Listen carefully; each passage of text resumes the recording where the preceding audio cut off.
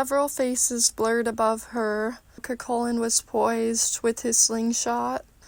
There was Gwen, who stood above her in the trees like she was floating mid-air.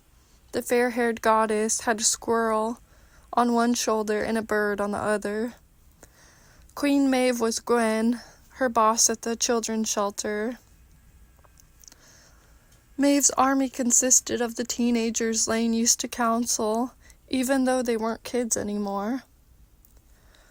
Once Gwen said that Laine's gentleness was actually her strength, never to repeat it again. And Laine was thankful for her ruthlessness and her softness.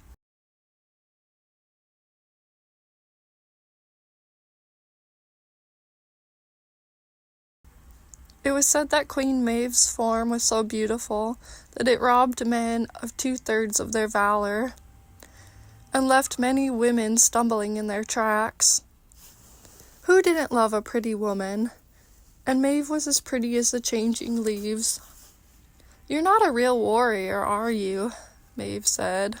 Every tree in the forest, whether alone or entangled with other trees, worked together as a collective unit to shelter, protect, and give more life. The trees supported each other, unlike us women, Laine thought, because there are only so many places of power among the men.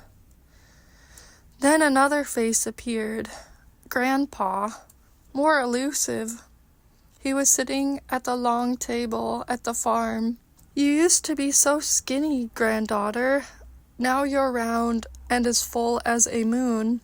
But that wasn't his real voice, and then he asked, as he usually did, "Did you get enough? Have some more."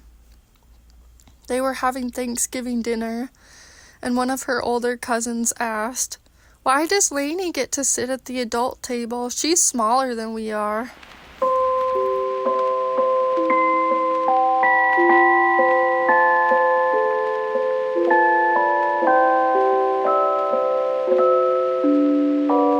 In Boston, in a school bathroom, she heard 2 second graders squabbling outside the stall. "You're always happy," one of them said. "Because I can be. I have my entire future," said the other. "Your entire fracture?" "Future," she repeated. Laine must have been delirious from trying to wear too many hats, dreaming, even in school. She knew she had a job to do and wasn't getting paid to be creative, but couldn't deny this part of herself either. That's why she never got mad at the kids who sometimes wanted to draw. "You said fracture," he said. "I think you fractured it." It was Sethlin talking now. She thought she'd been coherent that whole time, but maybe not. When she opened her eyes, his face was so close to hers, she could see the hair growing on his chin. Sethlin helped her sit up and examined her arm. Laine's palm began to open, and she saw on it a tree tattoo that hadn't been there before. It said, "Stop the patriarchy," with a tree bursting through the words. Below it was what looked like lovers' initials. She felt she should try to find what is permanent, a forever love, and felt congratulations to the couple on the tree who had found their forever love. It made her glad she wasn't the way she used to be after Dad died, when she used to throw herself under men like she had the fallen tree limb.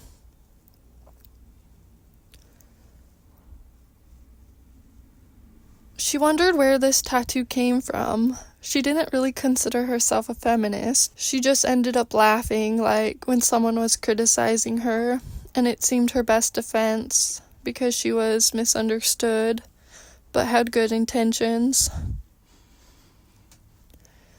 If she was a tree and someone chopped her down, hopefully they would not find rings of regret and sorrow from her past mistakes, but be pleased to discover rings of growth had formed in grace and wonder. You have been chosen to lead the way, and that is why people trust and respect you, she read. She was a little girl at the adult table on Thanksgiving, but she had grown up. I am not small, Laine roared, lifting the limb that had fallen on her chest and arm, and the entire universe seemed to reverberate with her echo, and she was brought back to reality, to where she currently was. She no longer saw herself as small, but powerful and divine, and filled with purpose. Whoa, how'd you do that? Sethlin asked. I've been trying to lift this off you for an hour. She had a steady strength that allowed her to stay the course. Still, she wept bitterly, holding the ground like it was a flotation device.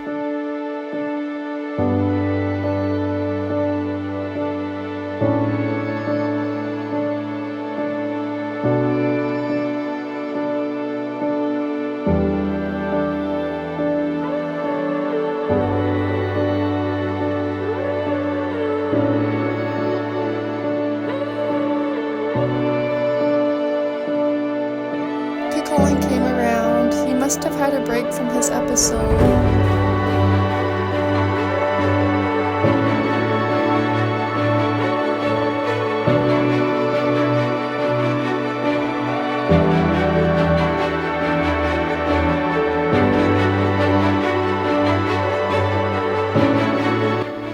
You knew this was called the Forest of Falling Trees before you entered it, he said. What did you think was going to happen? We all take love for granted. If she forgave, maybe her misdeeds would be forgiven. James Joyce thought the land could become renewed like a great phoenix. If Laine could reinvent herself from being the crushed, crumpled woman in a skimpy outfit who she once was, to her renewed state, anything could happen.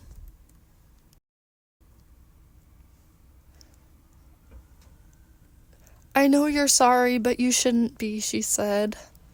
You should see the tree.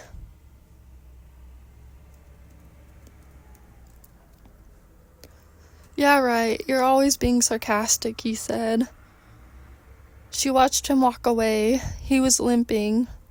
She saw that whatever tremor he had still raged inside him. She felt she might soon slip into the water of defeat. It was like she was lifting trees off of her each day, staying on top of her workload. But no, she was making progress, she told herself. One who saw her there struggling, thriving, wouldn't have believed she was the same person she'd been a few years ago.